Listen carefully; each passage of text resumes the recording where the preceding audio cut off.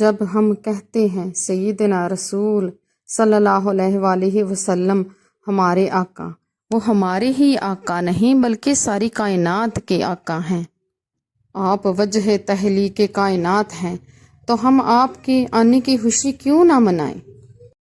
تم فرماؤ کہ اللہ ہی کے فضل اور اسی ہی کی رحمت پر اور اسی پر ہی چاہیے کہ خوشی کرو، سب دن دولت سے بہتر ہے۔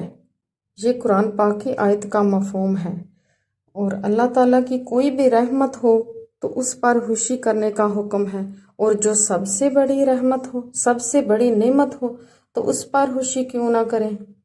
قرآن پاک کی آیت ہے وَمَا أَرْسَلْنَاكَ إِلَّا رَحْمَةً لِلْعَالَمِينَ، ہم نے آپ کو تمام جہانوں کے لیے رحمت بنا کر بھیجا۔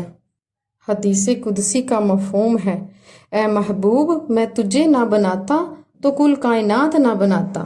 آپ کی آمد کی خوشی میں حضرت جبرائیل علیہ السلام نے مشرق میں جھنڈا لگایا، مغرب میں جھنڈا لگایا اور کعبے کی چھت پہ جھنڈا لگایا۔ اللہ تعالیٰ نے فرمایا اے جبرائیل جنت کو سجا دو اور جہنم کو بجا دو، اور لوگوں کو حکم دے دو میری نبی کی آمد کی خوشیاں سٹیج لگا کر، بلب لگا کر، جھنڈے اور جھنڈیاں لگا کر، مہمانوں کو بلا کر اور ایک دوسرے کی طرف خوشی سے دیکھ کر پکار رہے ہیں۔ ہر ایک لب پہ سوال سا تھا کہاں سے اتنا سرور آئے، ہر ایک ذرہ پکار اٹھا حضور آئے، حضور آئے، حضور آئے۔ ہمیں لائٹیں بھی لگانی چاہیے اور پرچم بھی لگانے چاہیے۔ لائٹیں اس لیے لگانی چاہیے کہ رات کو پتہ چلے کہ یہ عاشق رسول کا گھر ہے، اور پرچم اس لیے لگانا چاہیے کہ دن کو پتہ چلے کہ یہ عاشق رسول کا گھر ہے۔ اب کوئی یہ کہے گا کہ ان سب ہرچوں سے بہتر ہے کسی غریب کی مدد کر دو، کسی کا علاج کروا دو۔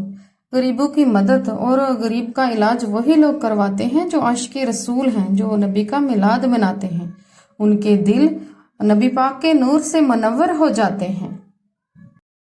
نعرہ تکبیر کی گونج ان کے دل کو روشن کر دیتی ہے۔ نبی کا جشن آیا ہے، فدا ہیں عاشقان رسول۔